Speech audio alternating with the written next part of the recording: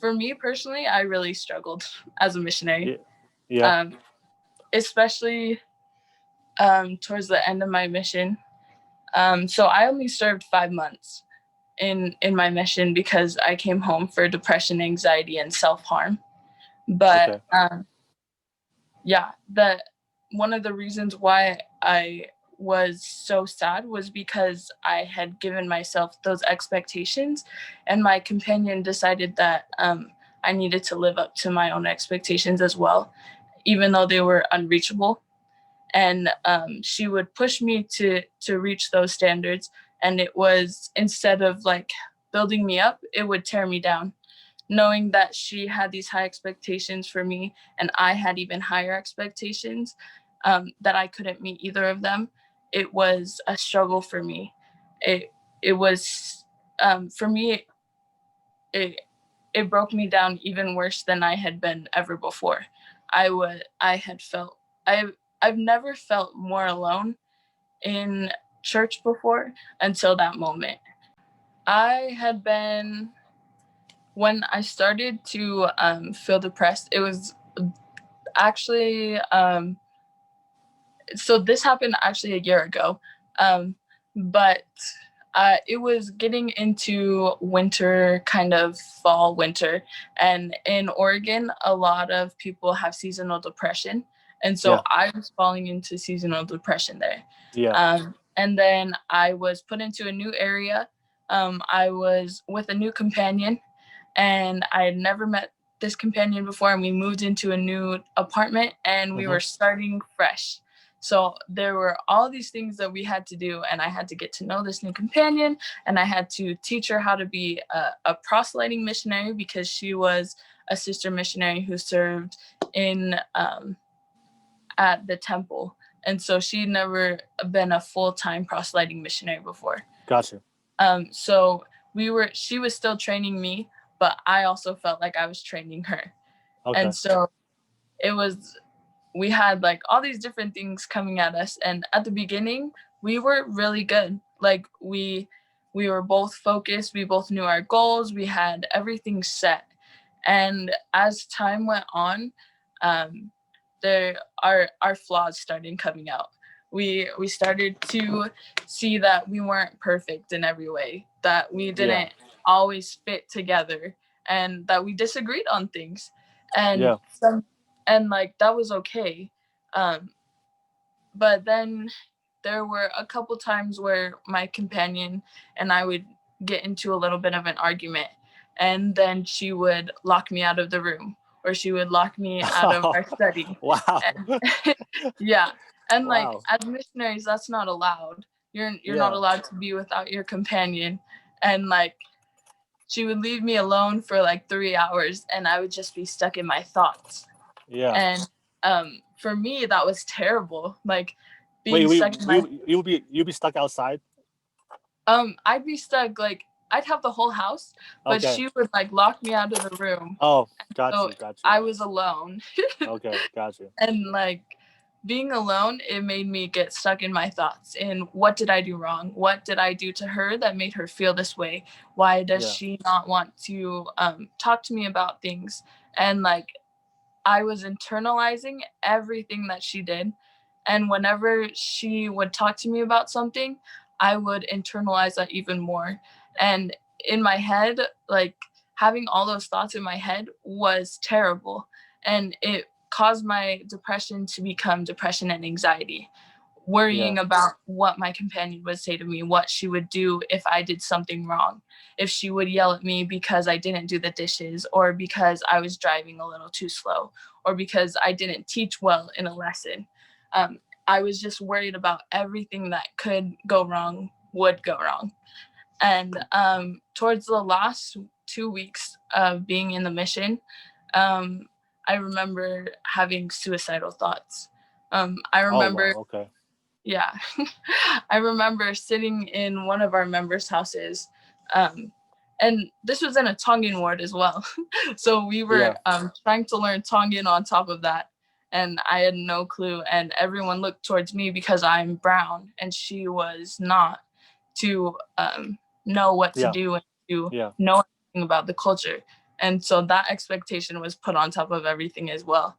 But we were at one of the members' houses, and I remember we were eating dinner with them, and they had like this huge knife that was just like sitting on the table.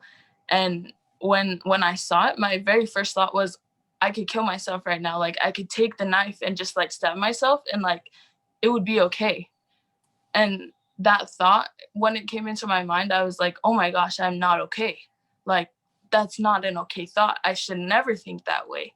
Yeah. And that night, as we were coming home, I told my companion when we got to the house, and she told me that it wasn't real, that I was doing it for attention. And Oh, wow. Dang. yeah. And I was like, uh, uh, uh, I, No, I, I don't know what to do. Like, you just told me that my suicidal thoughts are not real. Like, that it's fine that I'm thinking this way. yeah. And like throughout the next week, like, she was sick, so she was left home and I was with other people. And then my very last night, it was a Monday night. It was the week of Thanksgiving. It was a Monday night, and I remember coming home from a lesson with her, and we sat on the couch, and she was telling me every single thing that I did wrong. And she was telling me how I needed to improve, that God wasn't approving of me, and my efforts weren't enough for anything, and that I needed to pray for forgiveness because I wasn't doing what I needed to do. Yeah. And I just felt that was my lowest point ever. Yeah. I felt like I'm doing everything wrong.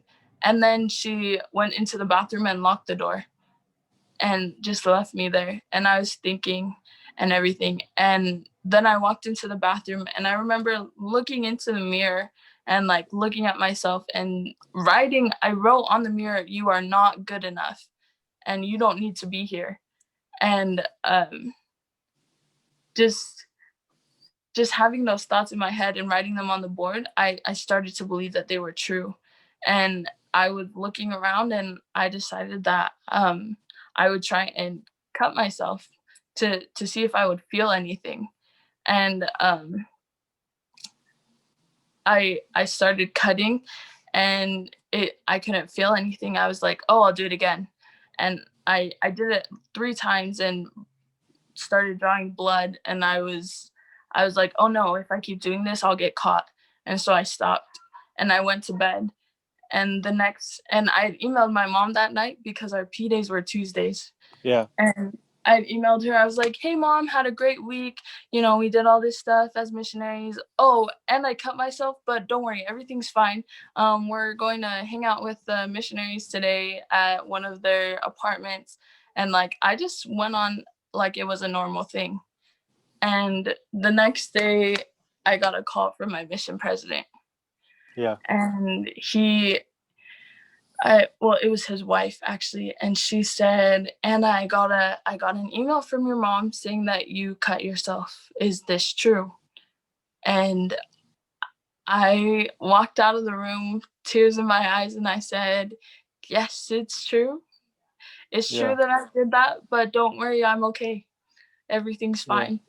And she was like, "This is not okay, Anna. This is not healthy."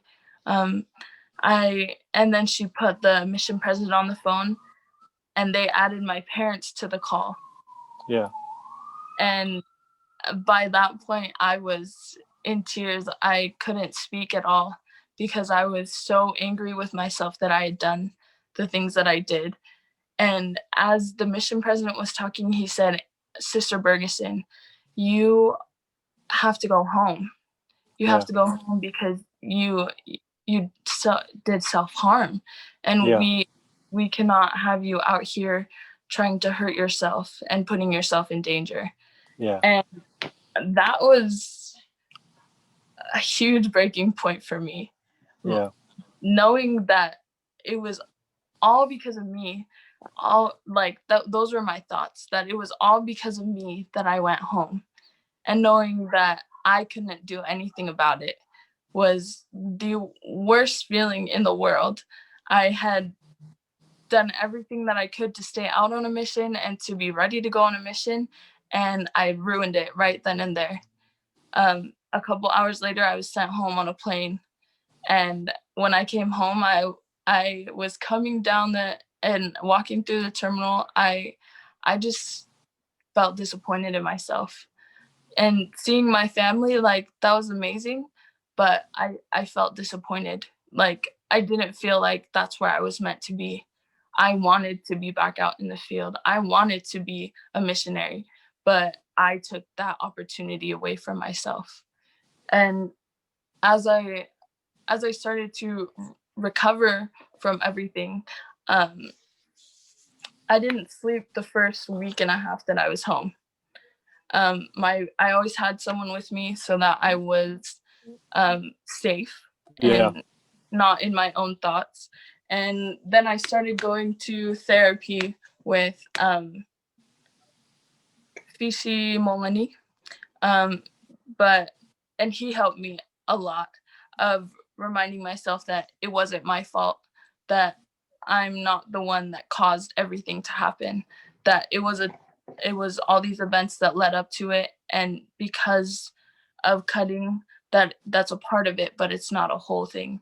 And he helped me to realize that the blame wasn't all on me. But I guess going back to one of your questions, like coming home and like how did other people take that? Um, I was really nervous actually to go to church. I didn't do anything. No one knew I was home for 3 weeks. Um, and then I decided that I wanted to go to church with my family. And I go to the Midvale 14th Ward, Tongan Ward, in the South Tongan Stake. And I was scared out of my mind. Yeah. I didn't want to walk into the building because all the thoughts and feelings in my head were that everyone would be disappointed in me, that all my primary kids would see me coming home and that they would be like, why are you home? Like, you're not supposed to be here. And Yeah. all of my family members in the ward would be like disappointed because I didn't serve a full-time mission. But I was totally wrong. I walked into the building and my uncle, who leads the music, he came down from the stand and he saw me sitting there and he came over and he said, welcome home, Anna. We've missed you, and you are loved." And just knowing that him of all people, he accepted and loved me for who I am, and it didn't matter that I came home early. It just mattered that I was there and I was safe, was one of the biggest life changers for me. Knowing that I didn't have to worry about what other people thought, because as long as people who I knew loved me, then I was okay. I would be okay. And every single person in that ward, the bishop, the bishop's wife, all of the members, all of my primary kids, they all just loved me. There was no hate, no feelings of, oh my goodness, you didn't serve a full-time mission. They were all just there to love and appreciate me. And that was a tender mercy from Heavenly Father, 100%. Because a lot of times, like, we hear those stories where kids come home and everyone's like, oh my gosh, why are they home? Like, Yeah. what did they do? But that wasn't the case for me. And I love that